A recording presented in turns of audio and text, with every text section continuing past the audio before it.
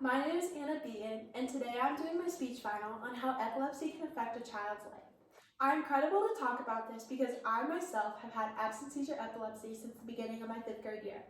And today I'm going to talk about the 3 main reasons why epilepsy is a hard medical condition to live with for children and adults to this day. Around 50 million people worldwide have epilepsy, making it one of the most common neurological diseases globally, and roughly 5 to 10 million out of those 50 million are children.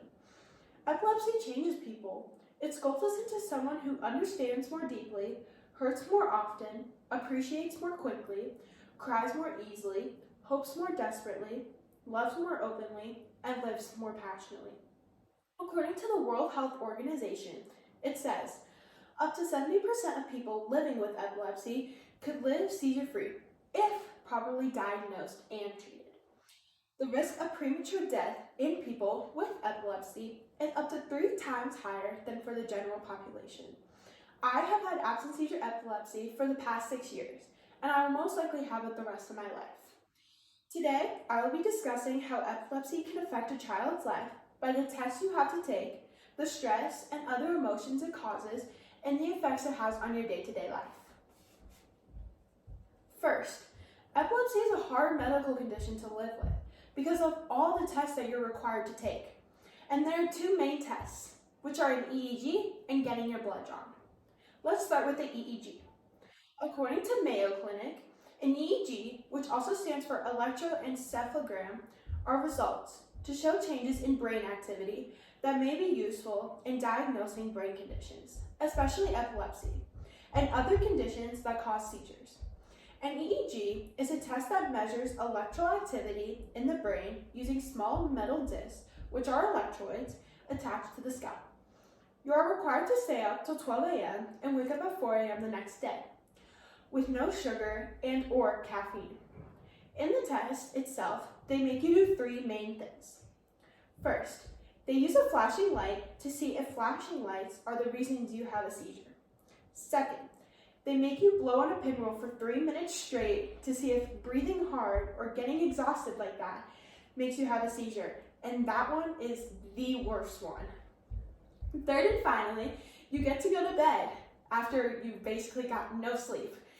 So this one is definitely my favorite. So they make you go to bed and it's roughly 15 to 30 minutes and they want to see if seizures are caused in your sleep.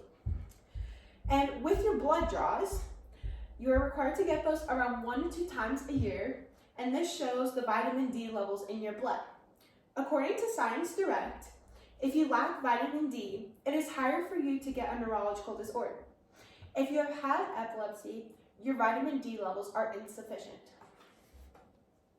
Next, epilepsy can cause stress and mood swings. People with epilepsy are very emotional.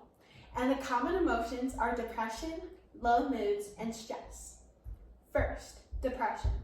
According to the Epilepsy Foundation, it says people with epilepsy are more likely to develop depression and other mood disorders, even before they have had their first seizure.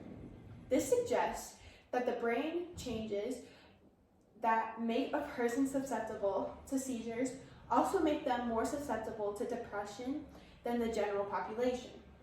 Second, low moods.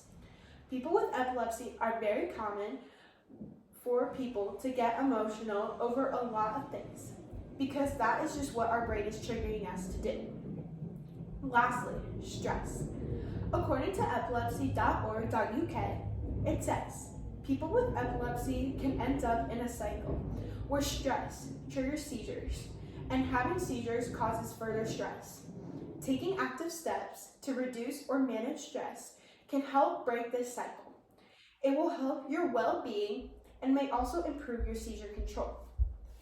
I have experienced all of these emotions at some point since I've had epilepsy. First, depression. I definitely have experienced depression in moments in my life where I just feel really down. It's just what my brain is telling me to do, but I just feel like I cry about random things, like my homework if I got a bad grade, or it's like I don't want to go to practice. It's really silly stuff, but again, that is what our brain is triggering us to do. Also, I cry over stuff and get upset over stuff. Like, I don't feel like I have a purpose in this world. Like, stuff like that can just make us kind of feel like depressed and down. So one thing that a lot of neurological people, so neurosciences and all of those people that help people with epilepsy, they recommend that you go see a counselor, a special needs counselor, and they absolutely are the best. I've had one, and they are truly, truly special, and I cannot be here today without my special needs counselor. Again, I've definitely experienced depression in moments in my life where I was really down, and I felt like I was the worst person on this planet. But even if I might feel this way sometimes, I just have to find a way to stay positive. Whether it is telling someone hi, or I really like your outfit, just saying kind words can really make my day, and it can also make their day. Otherwise, your life will truly suck. Secondly, I definitely experienced low moods, and again, I cry over a lot. Like, I just cry in general over stupid things I probably should not cry over, like a grade or a practice. But I experienced these the most when I was first diagnosed, and it was truly the worst day of my life, and it just feels like yesterday. I cried from the moment I was diagnosed until 8:15 p.m. I locked my door because I was so upset at myself. My mom, my dad, my brother, and my grandpa were all trying to comfort me, but I just ate my ice cream and cried the rest of my day.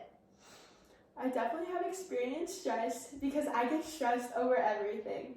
And with my epilepsy, I get stressed if I will ever be okay. Lastly, epilepsy affects a person on their day-to-day life. Epilepsy affects a person, and it definitely affected me the most in my friendships. I feel like when I was first diagnosed, I feel like I definitely lost a lot of friends, and I definitely gained some, but I feel like I lost more than gained. A bunch of people ask me, well, how does it affect you on a day-to-day life? And my answer is everything. But epilepsy, again, has mostly affected me and my friendships. I told my friends I was diagnosed with epilepsy, so they could always be on the lookout if I was staring into space, that would be a seizure. Their reaction was just them laughing. I was getting bullied at school, and each and every day, to be honest. And to be honest, it has not stopped. This is why it is so hard for me to even have a best friend and make friends. Instead of being a kind person, the bullies just bully me. So, in conclusion, today I discussed and proved the effects of epilepsy by all the tests you have to take, which are an EEG and blood draws, the stress and other emotions and causes, which are depression, low moods, and stress, and the day-to-day living that other people can help others with epilepsy, which are just being kinder to others and not bullying someone if they have a medical condition, especially if they're your friends. Making fun of them having a medical condition is just making them not feel happy. So making them feel like they are happy and they truly have a place in this world could be something to change. People with epilepsy are very sad and depressed most of the time. So always making them feel like they have a place in this world and making them feel like they're at home is always something kind and encouraging to do. Epilepsy changes people. It sculpts us into someone who understands more deeply, hurts more often, appreciates more quickly, cries more easily, hopes more desperately, loves more openly, and lives more passionately. Thank you for listening to my speech.